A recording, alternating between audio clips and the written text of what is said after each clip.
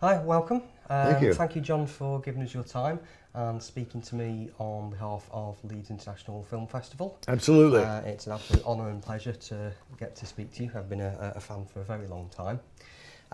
We have a number of questions. We've asked our audience to send in a selection and we've picked the best ones. Okay. So I'm going to kind of drop those into the interview as well. But just really wanted to maybe just talk a little bit about kind of your career, where you've come from, where you're going, what's been happening recently. So just to start with, a little bit about kind of how you started. Your father, I know, was a big influence, gave you your first 8mm camera. But you never, as far as I'm aware, ever collaborated with him on anything, on any soundtracks. Is that something you maybe would have liked to have? Well, my parents gave me two big gifts. My father gave me the gift of music, and my mother gave me the gift of fantasy. So I utilized both of them in my career. My father didn't want to take 8mm movie camera pictures anymore and project them. He didn't care about that. He got into stills. So he said, "You take this." So I took his movie camera and shot little films around my house with my friends, and I learned some valuable things. I learned some editing things and stop motion, but thank God no one's ever going to see these things. You said that you got the gift of fantasy from your mother, so where did that come from? Was that something was she into storytelling? Was that something that was big from her side? No, she was mentally ill. Okay. You initially studied at Western Kentucky University, where your father taught, but you then left to study at USC. Right. You said previously in other interviews that Kentucky was quite a big culture shock to you because you'd moved there from New York. Yeah. What was it about Kentucky that you disliked? Well, this was in the Jim Crow era of the South. So it was Christianity, bigotry, and it's really some savagery. It's really a savage place. Yeah, I understand. Your father still lives there, I believe. He does. Yeah, and you visit. Has time kind of softened that a little bit? Do you have any kind of better opinion of the place now going back? Well, I see it for what it is. It's grown. Bowling Green, Kentucky's grown a lot. The university there has grown a lot. The people have grown a lot, but they're still essentially they don't change. Underneath, the South is essentially the same. Essentially. Okay. So from Kentucky you moved to USC, and you've said there you were lucky enough to have various kind of luminaries such as Orson Welles, Howard Hughes, John Ford. Howard Hawks. Not Hughes. Sorry, Howard Hawks. Never met Howard Hughes. Howard Hawks. John Ford, Alfred Hitchcock, and Roman Polanski. How important was that to you as a student, and what did you learn from them, having them speak at the university? Well, USC had amazing ties with Hollywood, old Hollywood directors. And a lot of the movies that we watched were old Hollywood films. So that was really important. And then to hear, well, from Orson Welles, his master of cinema, Alfred Hitchcock, I mean, come on now. So it was incredible education. And it was a great time to go. Movies were changing at that point. This was 1968, 69, 70. They'd changed in the mid-60s. They were getting more open, more freer with content, and so it was a great time to go. You didn't make it through the course at USC though. No, I didn't. I'm a dropout. Because you I'm a big loser. So Big, that giant makes loser. But that was to concentrate on making Dark Star, which obviously put you on the map as a director. Was it a big step? Did it feel like you were taking a risk dropping out to do that? Well, the only class that I lacked to graduate, well, there's two classes. One was in ancient history and one was in languages, in French. I couldn't do it. I couldn't stand it. So no, and I don't think, I think my father would have been happier, but it was all right. It's hardly impacted your... No, it didn't make any difference. Yeah. Cool. So you went out, you made Dark Star, had kind of strong positive reaction to it. Obviously set you on the path to becoming a film director.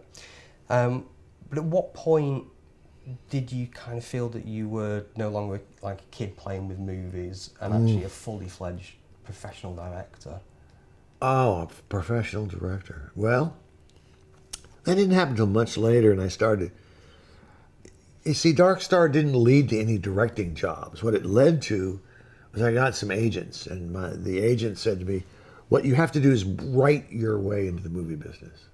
So I started writing scripts, and I hated writing. I still do. It's impossibly hard work, but it was the way for me, the way to get in. So I wrote a lot of scripts. And eventually I started directing my own stuff.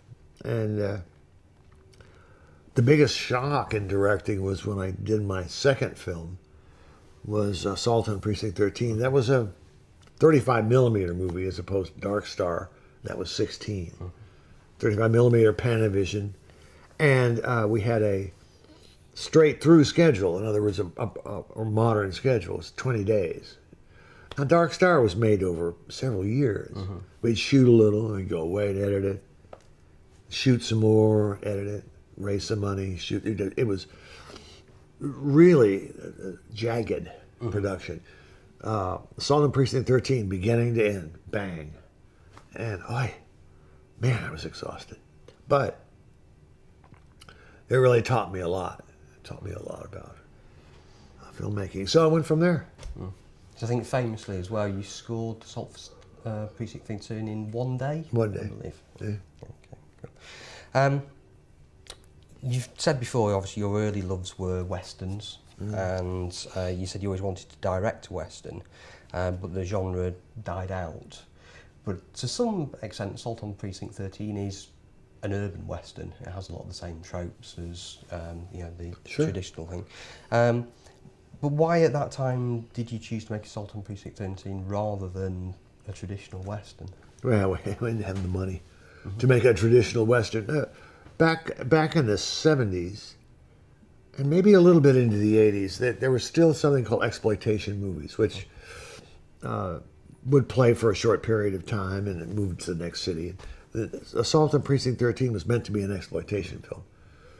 And it was a disguised western. It was an urban thriller disguised as a western. Okay. I mean, just talking about the westerns, I mean, every so often there is a resurgence. Because we saw Unforgiven in the 90s, the remake of True Grit a few years ago, and now... But when you say resurgence, one or two movies come along. Resurgence, no. Okay. There's no steady stream of westerns being made by all sorts of levels. We're talking about the occasional movie. Unforgiven was brilliant. But we've got two coming out in the very near future. Bone Tomahawk. And... now that's a little dark. Yeah. You've seen the film? No, I've heard about it. Yeah. We have it in the festival, and I think it's a great role for Kurt. I think he's fits the genre very, very well. Oh yeah. But interesting, he's also now in Tarantino's Hateful Eight as well. So, do you think there may be a little bit more interest? If these films do well, given Hollywood's, usual way of kind of once something's successful, there'll be then lots of copies. I have no clue. I have no clue what they'll do, but I doubt it. But you never know. You never know. And you still don't hold on to any hope of maybe doing a western yourself. No, I don't care now. I'm too old to care. Okay. Just talking about kind of how the industry has changed. Your early films may have been low budget by comparison, but they never looked cheap. They're obviously always shot on film. I know you always took a lot of time kind of set up planning to make them look as good as they could. Well, those days we didn't have any choice but shoot on film. There was no digital. Yeah. The only choice we had was to shoot on videotape. a kind of a crude videotape, but we didn't have any other choice. Do you think if digital had been around then, you would have gone down that route? I have no idea. I don't really know that much about digital. I haven't really shot in it. I've completed a movie in digital, and I've watched the difference in projection between 35 and digital. So, but I don't know. Maybe. Because I think with the size of the cameras and their accessibility, it seems that you can maybe do some things with digital that you couldn't as easily with film. That could be. But equally, I know you said in the past that it sort of seems to be an excuse for a lot of handheld footage, kind of shaky cam. Do you think that maybe kind of cheapens the idea of film? You know, getting away from this idea of dollies, of setting up, and Well, you can still do all that. You can still dolly and crane and boom with digital. There's nothing that stops you. The handheld business you're talking about, shaky cam, is a style. So that comes from movies that I'm not sure who originated that. They used to call that Russian cam in the old days, but now it's I don't know. Paul Greengrass does it a lot. His director of photography basically directs the movie. And he gets some actors to walk around, and they just follow them with a camera. And it's very effective. But it's all repetitive. There's nothing different about it. Well, I'm not sure. I shouldn't criticize. I don't want to criticize. but you feel I think there's nothing that looks better than 35 millimeter anamorphic Panavision lenses. Nothing, as far as I'm concerned. You've recently said as well, because I know Halloween's just had a re-release in the theatres in the USA, and you've said go and see it in the theatre. With me on the front of it, which I don't understand. That's not going to help anybody. Oh, I don't know. But do you feel that it's important still in this age of digital, in this age of Netflix, smartphones, tablets, where you can watch film anywhere, that it's still important to get into the theatres and see the films on the big screen? I never thought there would come a time when I'd have to explain why it's important to see a movie in the theater. It's beyond me. Working for a film festival, I'm very aware of that same thing, and we try very, very hard to get people to have that shared experience on the screen, definitely. Okay. We have a deal here where we have, in the Hollywood Cemetery, we have screenings at night. All the people come. It's great. It's great. Yeah. I think it's interesting. I think with a lot of the kind of advent of new technology, there's a big surge, but then people start to realise that maybe it's not a replacement, it's an addition, but you shouldn't necessarily throw out the old technology, the old way of doing things. I can't imagine, but the storytelling is generally communal except for books, when you're by yourself reading a book. But visual storytelling, hey, it's okay. Everything's great. Everything's wonderful. Everything. Okay. Just talking about your own films then, you've said in the past that you never go back and watch your own films. Yeah, let's don't talk too much about them either. Okay. But have you ever sat in a theatre and watched other people's reactions? Sure. Is that an enjoyable experience? No, seeing them? none of it's enjoyable, no. That's why I don't watch my movies. I see the mistakes. I start watching a movie and I say, what was I doing? Why did I stage it like that? What the hell was I thinking? So just move to the first question from one of our audience. Let's go. This is from Jamie Illingworth, and he's asked, is there a movie throughout your career that you regret turning down directing duties? I regret? No. Because I know it has been kind of documented, you were offered Fatal Attraction. Yeah, I sort of turned that down because it was plain misty for me. And I thought, well, I don't want to do that. I mean, it turned out okay. The movie turned out okay. And actually, they shot, the ending that I read was that the Glenn Close character wins. She wins. And the audience hated it. So they had to go back and shoot Glenn Close getting killed by the wife. See, if that had been me, I'd have gone crazy. I said, what are you talking about? The whole point of it was that this evil character wins. No, I don't regret. I have no regrets. No, none. I mean, on the flip side of that, is there a film that you wish you had been offered or seen and thought, I'd have done that differently? Care. I don't care. I really don't. Okay. That's a terrible thing to say. It's a terrible thing to say, but I don't. I don't care what my career is what it is. The movies that I made are what they are. Make of them what you will.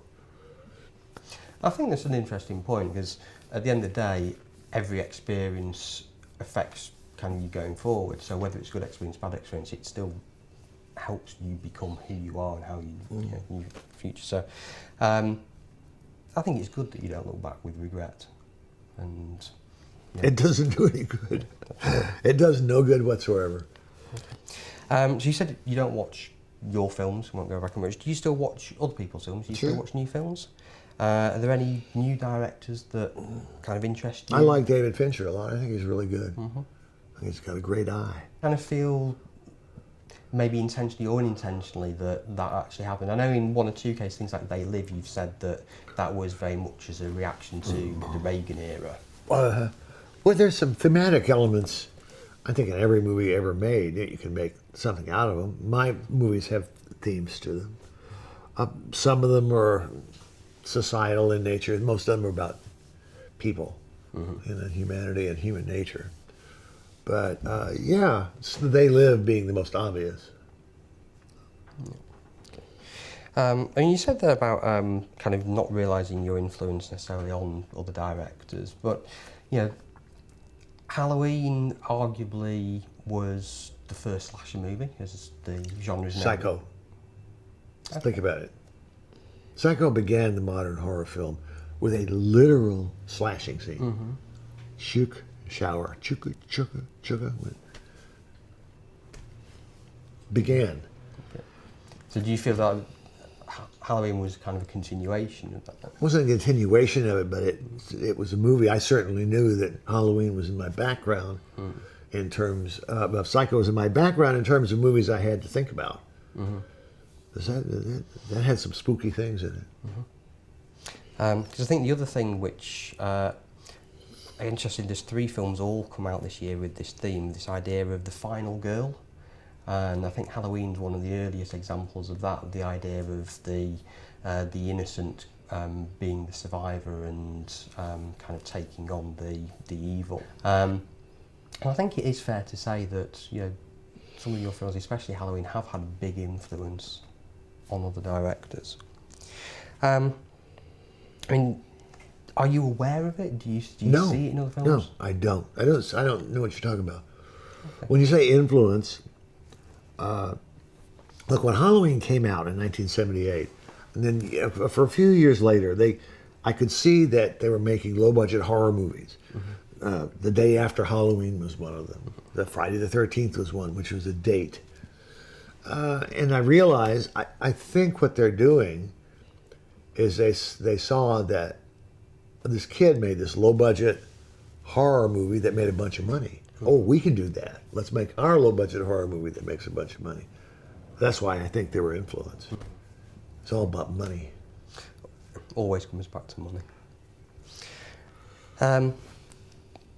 You mentioned Friday the 13th. I mean, you, Sean Cunningham and Wes Craven, who sadly we lost earlier this year.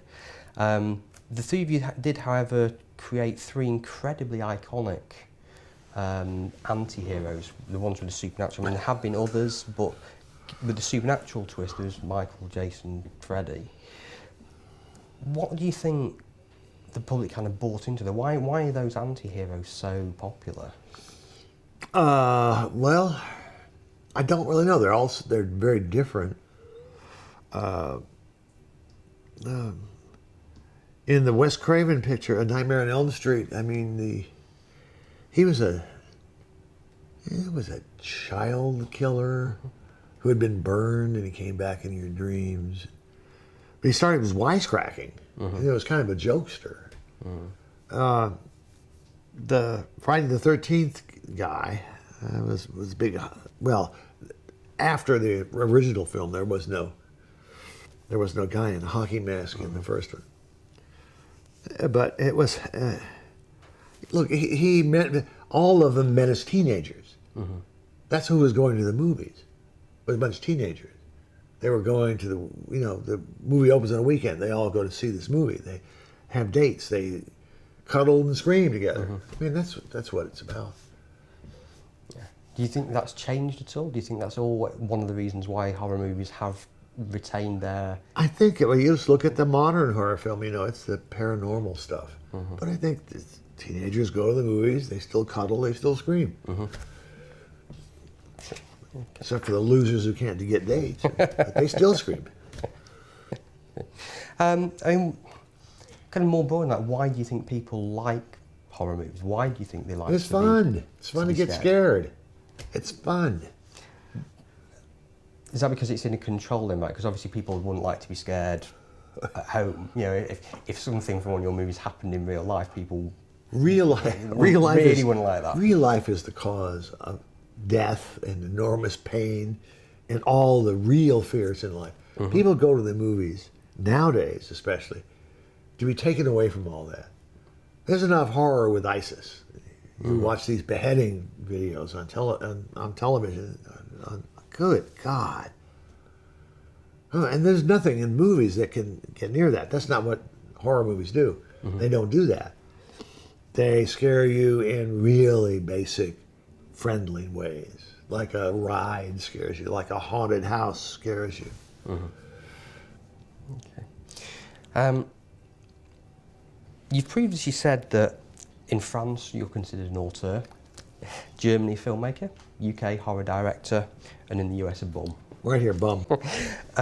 Which one of those is the closest to the truth? Bum, dude, really? Bum. I don't know. I have no idea. Okay. I can't control what other people call me, so I'll embrace them all. Does it ever kind of make you think kind of why you're considered differently in different countries? Is it just... You want to intellectualize everything. I don't look at things that way. Okay. I don't. That's just me. Okay. Flew in this morning, last night, had a couple of hours spare this morning, and... You flew in? How long was your flight? 11 hours. Oh, for fuck's sake. 11 hours? Mm-hmm. From Leeds? No, from London. So London. It was about 14 hours in total. I have to go to, next year, we're going to go do a show in Iceland. I know. That's 11 hours. Mm-hmm. Fuck. It's a long way. All right, sorry. No, it's fine. It's worth it. I'm very happy to be here. No, well, that's good. I'm happy you're here. I say it's my first time in LA. I had some time spare this morning, so I thought I'd have a look on the Hollywood Walk of Fame. Did you go down there and look around? Good for you. Did. Good for you. Found Jamie Lee Curtis's Did star. you now? I did. You now? Couldn't find yours. Well, you have to pay to get your name down there. You, me, I would have to pay. I'm not going to pay for that. I didn't know that. I always assumed that they offered it to you. Don't be naive, young man. Don't be naive. So you've never felt the urge to be part of that? Okay. Just coming to the present day, I don't know if you've seen, there's a new term that's being kind of bandied around about kind of the new wave of horror movies, which is called Death Wave. Oh, no. What does it mean? It's basically a bit of a backlash against the kind of dumb teen horror movies where there's no character development, people are just set up to be killed. And it's kind of going back to that idea of kind of script-led, character-led, that a horror movie can actually have great cinematography, kind of great ideas. Sounds good. And I just wonder if you're kind of surprised that people have maybe kind of looked at what's been happening and going, actually, we should look backwards, we should kind of see what we've lost. Well, I don't quite know what spurred it. It's kind of the reverse of punk rock. Punk rock came about because of all the pretension in rock and roll. It sounds like you're talking about this death wave has come about because of all the bullshit and horror. See, a lot of this stuff is just programmed. and it's done really cheaply, and it's done without not a lot of love. It's done with people just want to make money, and it's a shame. The horror genre is better than that, I think. The horror genre can express all sorts of truths about us, about all sorts of thematic material is in there. It's rich, but no one seems to want to reinvent it, which is what we all need to do, constantly do. They just want to repeat things. So anything like this, I'm for 100%. I think the repeating probably goes back to what you were saying earlier about it always being money. If something works, then we'll copy it, and we'll copy it until it doesn't work anymore, and then look for the next thing. I mean, that's kind of like a hooker. Then she gets old, throw her out in the street. I mean, one of the things, you look at kind of the top 10 box office, kind of what's successful, and you look down the list and it's kind of remakes, reboots, sequels, adaptations.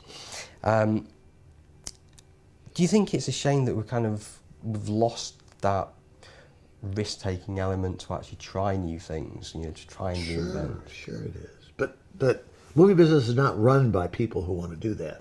It's run by big corporations who just simply want to make money. Even more so than the old days. And there's no one person at a studio who takes responsibility for greenlighting a movie. It's all a committee. Everything is based on demographics. It's based on the 4 quadrants. Have you heard of the 4 quadrants? I haven't. Let's see, what male, female, above 12 to 29, male, female, I can't remember the other one. But it's all designed to hit the movie-going public at their most, where the money is. They don't care about us old geezers, and they don't care about real young kids. Some of the real young kids do with the animated films. But, Yeah, I mean, with the advent of technology, there are kind of young independent filmmakers who are going down the, I guess, micro-budget route. Yeah, so that they can keep that there's some control. good stuff being done. There really is. Yeah. But I know you've said that that you don't want to go kind of down the micro-budget route if you're going to make another film. The micro what? The micro-budget. Micro-budget? Oh. I don't care. I don't know. A movie should be budgeted as to what the script is. If the script is written and it budgets out to $50, that's fine. I'll do that. Okay, so we're just going to move on to another question from the audience. Yes. This comes from Zach Stones, who's asking, with all the experience you've gained over the years, if you could go back and tell your younger self one thing, what would it be?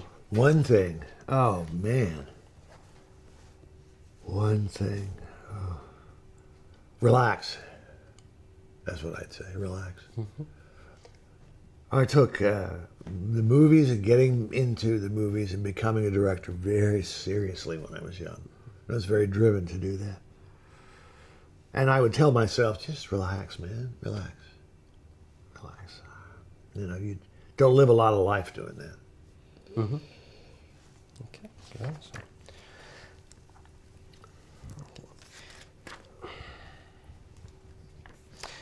One of the films that we're showing in the festival is They Live, as a tribute to Roddy Piper, who we also sadly lost this year. So we touched on it before about it being a reaction to the Reagan era. Are you surprised that it's still as relevant today, nearly 30 years on? The 80s never ended. The Reagan Revolution never ended. Although there is now a pull towards the left. I admit that. The right is, in this country, the right is confused and lost. But they may win. They may win, and what they want to do is beyond Reagan. They've moved so far to the right.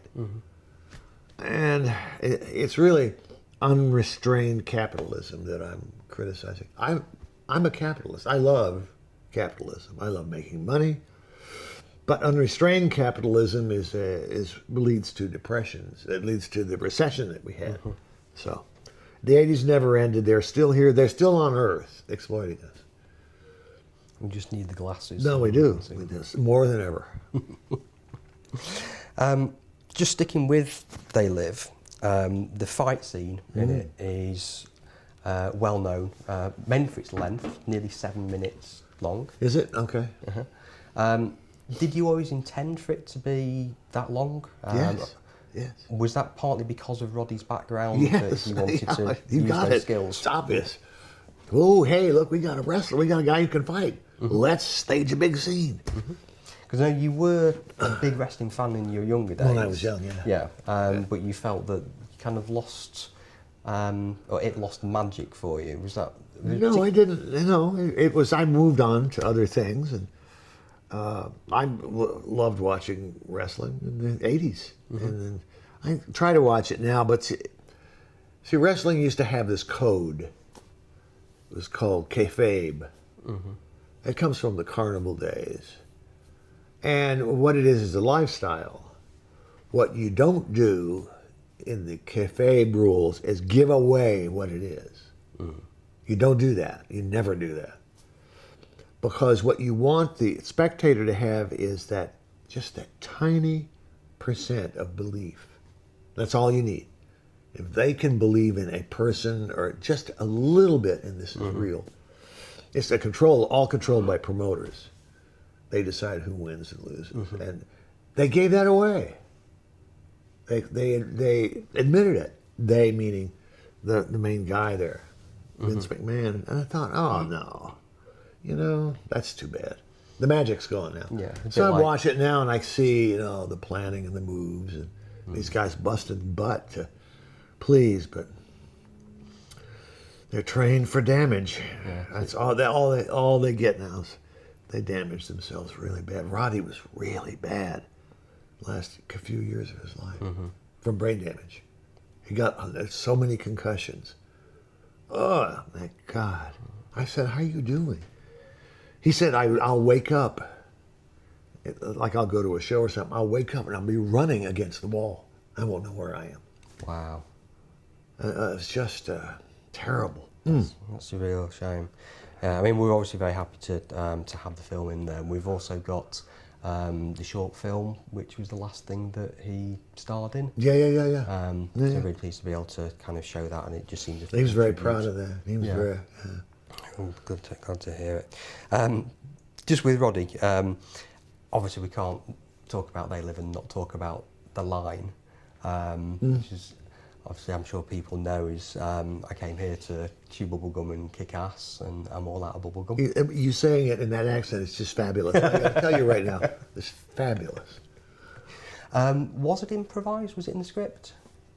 When I hired Roddy and was rewriting the script for him specifically, he gave me a notebook, and in the notebook, in wrestling, one of the most important things you have to do is interviews. So if you have a match set up, what you do is you go on television and you say, I'm going to get that guy next week. I'm going to beat his brains in. So what you're trying to do is come up with great lines to say in interviews and great lines to say about your opponent. So he gave me this book and said, here's some of my lines. So in there was the line from They Live. I thought, this is great. I'm going to use this. It was from a match, I think, Playboy Buddy Rose and Roddy had a match somewhere. And then he said that. Excellent. I'm going to go to another question. This is from Thomas Holt, who is celebrating his birthday on the night of the screening. Happy birthday. I'm sure he will. Happy birthday. That. So Thomas is asking, from your many classic films throughout the years, what are some of your fondest memories from some of the superb talent that you've worked with? Specifically, kind of Kurt Russell and Roddy. Oh, my memories. Are there any specific anecdotes that kind of come to mind? Well, they were friends, you know, so we developed friendships. My friendship with Kurt lasted a long time. Do you still see Kurt? Yeah, sure.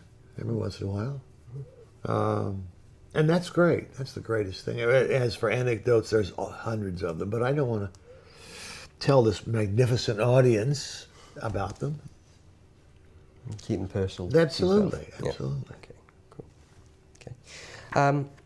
Kind of moving a little bit away from the films then and maybe concentrating on music. Yes. Which is obviously still very current with what you're doing. Maybe just starting a little bit with the film scores. You've said that most of your film scores were improvised. Mm-hmm. So rather than starting with a planned idea, you'd kind of it evolves. So what was the process for that? Did you watch the film and then decide this would work, or you start with a particular theme or particular keyboard? There are two phases to my musical career doing soundtracks. One was the primitive stage, which was, okay, how much money does the budget pay for in terms of recording time? Mm-hmm. On Assault on Precinct 13, I had 1 day. So I could go into this studio, which was filled with old tube synthesizers that you had to tune up before you used them, and a piano. And for 1 day, I banged out several themes that I could use over and over again in the movie. That was the primitive stage. Halloween was 3 days. The Fog was, I can't remember how many.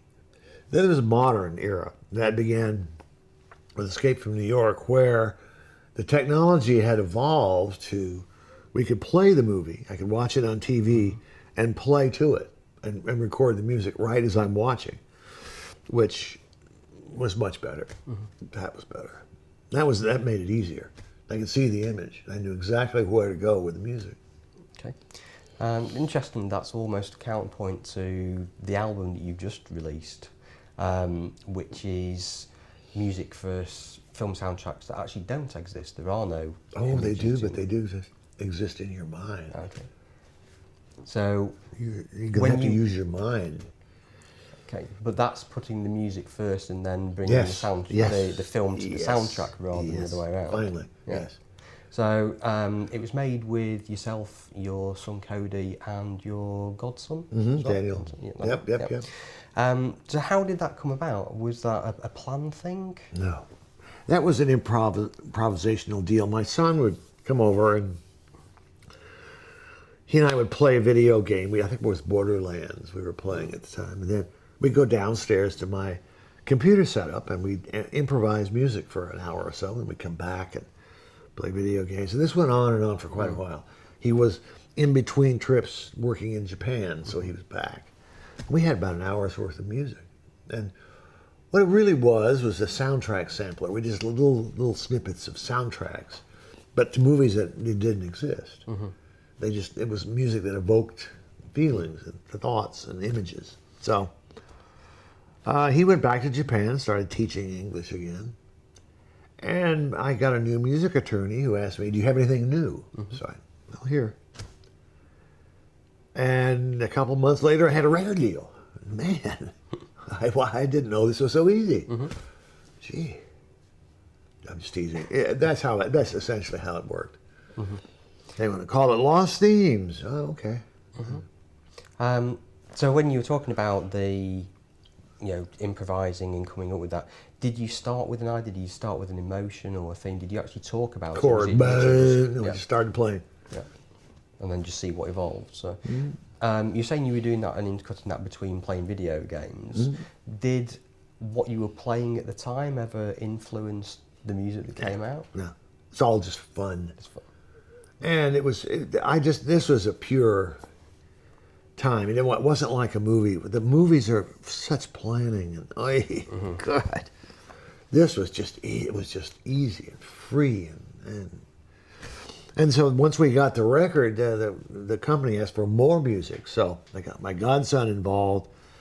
My son was then in Japan, so he would send over these sketches from Japan, and then my godson and I would play to them and expand them. That was so much fun. Oh, God.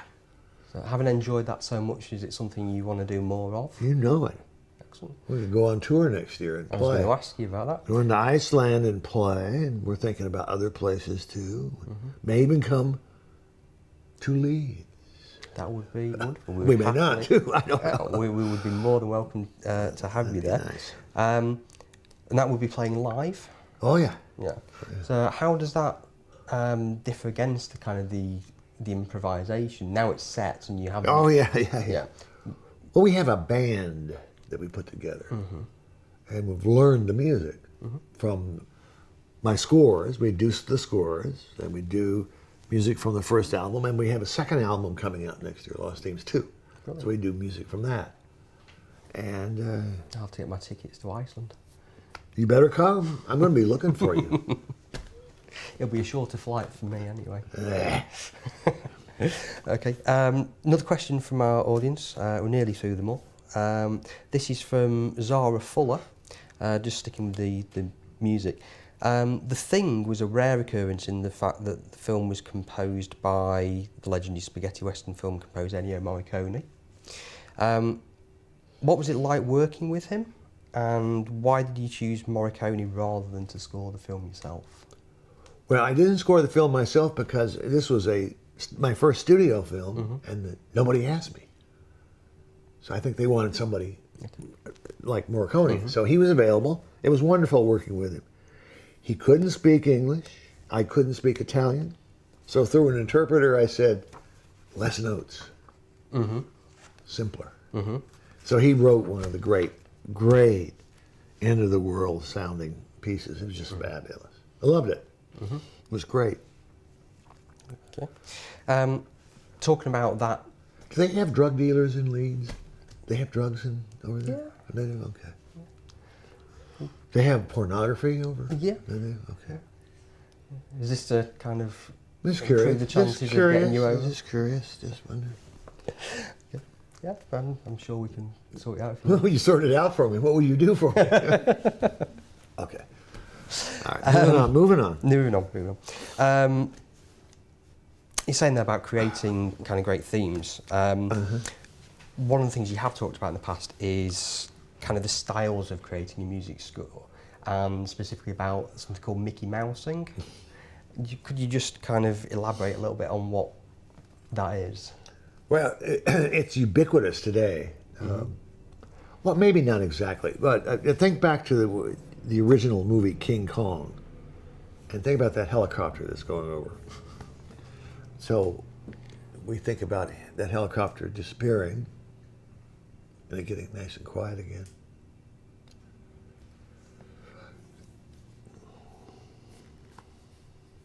An example of Mickey Mousing is the original King Kong, the animated King Kong, back from the 30s. Max Steiner scored the movie, and he would score King Kong's footsteps. Boom, boom, boom, boom. Fantasia is another example. And a lot of Disney films, they would score exactly what you're looking at on the screen. Mickey Mousing comes from, I think, The Sorcerer's Apprentice from Fantasia. Okay. He's carrying the pails. So that just tells you everything that you, as you're watching the film, that tells you how to feel and what's going on. So, for instance, in sad movies, they play dead baby music to get you upset. Oh dear, and it's obvious. It's real obvious. Then there's another kind which is more abstract or simpler, and it's right in the middle. Not quite sure how I'd feel about it. And there's atonal music, and then the kind of stuff I do is just mood, a lot of mood stuff. Because I think one thing you're getting at there is very much about the type of film that basically tells people what to feel and what to think and kind of spoon feeds them. Whereas one of the things I've always liked with your films is the fact that in a lot of cases you are left to your own devices. How should I feel? What's happening? And the end of The Thing is a perfect example of that, where it's not kind of answered who is the creature, is either them the creature. I took a lot of shit for that in those days from everybody. Well, the audience is hated. The audience hates ambiguity and uncertainty. They hate it. Now, I'm talking about the wide audience, because you have to make movies for it. Hate it. They will punish you for it. So, did you ever shoot an alternative ending just in case? I shot a shot. I shot a shot. I shot a shot. I photographed a single shot of Kurt sitting someplace, just thinking, man, maybe I'll pull this. No, there's no way. Good. It wouldn't have worked. It wouldn't have been any good. Yeah, I'm glad, very glad. Question from Sarah Parkin. This is a particularly special one because it's her father Richard's 50th birthday, and she bought tickets for the screening especially. Is Richard in the audience? He is. Wow. He's a child because he's 50. Pal, wait till you get to be 67, then we'll talk. So the question Sarah wanted to ask for her dad was, do you think any of the films you've scored would work if someone else had scored them?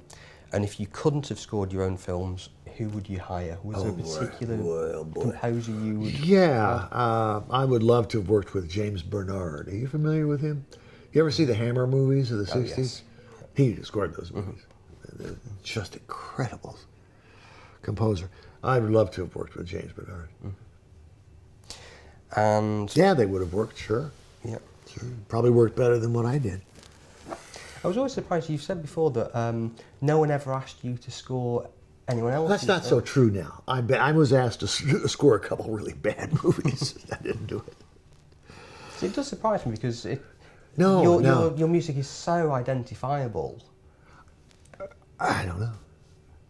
I would have thought somebody, some studio or director would say, "Well, let's get John Carpenter to do it." Oh, I do know that. What the hell's his name? Quentin Tarantino and he did a movie together. It was called Grindhouse. I did an interview with him on the. What's his name? Damn it! Rodriguez. Thank you so much. Right, Robert Rodriguez was going to hire me to score his part of Death of Grindhouse. Planet Center. Yeah, that was it. So he called me. I was shooting the Masters of Horror. Said, "Can you?" He called up there and said, "Well, we want you to do this." I said, "Well, great. Let me finish shooting this, and we'll talk about it." And I never heard from him again. No. Wow, threw me over the side of the boat. You've recently been interviewed by Rodriguez for El Rey as well. I hope you had mentioned that too. I did. I talked about it. He said, "Oh, it's the budget. They cut the budget." Right. Right. Talk about kind of composing for other people. There has been some interest in you doing the music for games. I mean, you've talked about being a big video game player. I will do it. I've had people say they're interested, and then they just sort of fade off, fade away. I don't know why. Well, maybe after your live set at ATP. You think that'll do it? Could well be. Wow. I did record something with Jean-Michel Jarre and his new album. Oh, yeah. So just to touch on gaming, you're a big video game player, and you talked about gaming with your son in between recording. What would you say to people who think that gaming is for kids? Well, it partially is. There are games for children. There are games for adults. There are games for all sorts of people. I got into video games through my son when he was really young. That's how I got addicted. Well, they are for kids, but they're for the kid in all of us that love to play those kind of games. And they've become really complex. You make a game. Destiny cost $500 million to make. That's a kid's game, man. Man, that's a lot of money. Oh, so they've come a long way. I know that Roger Ebert said that they would never be an art form. I don't know if I agree with that. They're so young. I think they may be. There does seem to be some convergence as well between film and gaming. A lot more narrative structure. We're seeing the narrative starting to come. The Last of Us did that. Oh yeah. And certainly we're seeing actors and actresses doing a lot more voice work with them. Sure. I know Adrienne Barbeau has done a lot of games. She's great. She's great at it. Mark Hamill famously as the Joker in the Batman films. Would you do it? Have you been approached? To do what? Do voice for... Sure. I did voice for a song. I did voice for a techno band, Gunship. Have you heard? I have. Yes. Have you seen their video? I have. Well, then there you go. Actually, I did. I just narrated what they gave me. I like their song. I like it. It's good. Yeah. Hopefully our audience will now go home and look that up on YouTube. Oh, why don't you show it here? Why don't you put it? As a matter of fact, let's look at it right now. I'm recording this.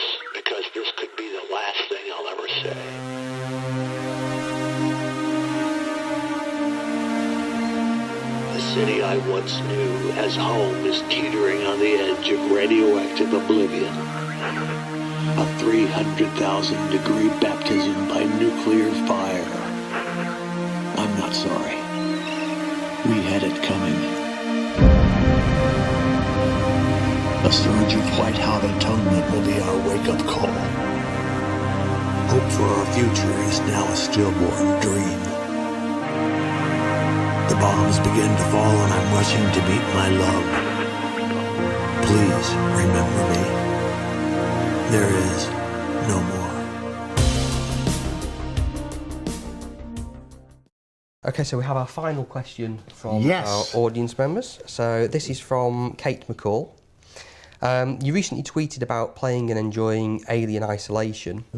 If one of your films could be made into a video game, which one would it be? Oh. Well, Halloween would be a good game. I think that they may be thinking about doing that. Escape from New York would be a good game. Even They Live, you could make a game out of. Several of them you could. Assault on Precinct 13, you could make a game out of it. And Good question, Kate. Good question. I was actually noticed, I was doing some research over the last couple of days, and Kickstarter campaign came up, which they're raising money for the Friday the 13th video game. Good. And I think at the moment it's up to about $595,000. They're aiming for 700,000, 10 days to go, so there's a good chance it might happen. Good. They're just with that kind of whole crowdfunding thing with Kickstarter, would that be something you'd ever be interested in doing, trying to kind of raise money directly from the fans rather than through the studios? Maybe. I don't know. I don't know if it's all that smart when you're making a movie. It may be part of the budget, but you want hopefully a distributor to get involved in your movie and put some money down on it. Okay. I guess just finally then, we've talked about films, music, and we've got ATP coming up next year, which hopefully I will see you at in Iceland. Is there anything else on the cards for the future? Are there other things that you have planned that you're working on at the moment that we could hopefully see, hear, read in the near future? Well, I'm always working on a couple of movies to see if I can get them made. Perhaps working on music, but generally at this time I'm watching a lot of basketball. Do you guys have basketball in England? It's not so huge. I was going to ask you about that. It's like, what we missing? You love football, right? Soccer, yeah. What we're missing with basketball? Oh, I can't even tell you. It's probably the best sport on the earth. Soccer is based on, well, this is Carl Sagan's idea, not mine. Soccer is based on football also. American football is based on these pagan games where they'd cut the head off of their enemy and kick it around the field. That's where it comes from. Basketball was invented so it's not based on anything that's pagan. It's based on sort of modern scientific ideas. Passing and cooperation, team, cooperation. Anyway, if you like it, if you don't like it, it's fine. Okay. Finally, yes. You stated that you have 3 rules to live by. Yes. Don't go out unless you have to. Don't leave home unless absolutely necessary. Okay. Don't eat fish. Don't go south of the border. South of the border meaning in this country. Okay. Three rules for a living. Okay. Why? You understand, right? Well, if you don't leave home, you don't miss anything on television when it's basketball season. Fish, the waters are contaminated with mercury. Ooh, ghosts. Contaminated with mercury and radiation from Fukushima. So don't eat the fish. And don't go south of the border. It's very corrupt and dangerous down there. Drug cartels and some of the governments will hold you up and take your money. It's not good. It's not good. Sounds like very, very sound advice. Thank you very much. I appreciate that. Thank you. John, it's been an absolute pleasure. Thank you, Leeds. And hopefully if the music career takes off, we may see you playing live. Do you have in Leeds. popcorn like in this auditorium? yes. Do you? People can go buy popcorn and drinks? That's fabulous. Excellent. Okay, thank you very much. Thank you, man.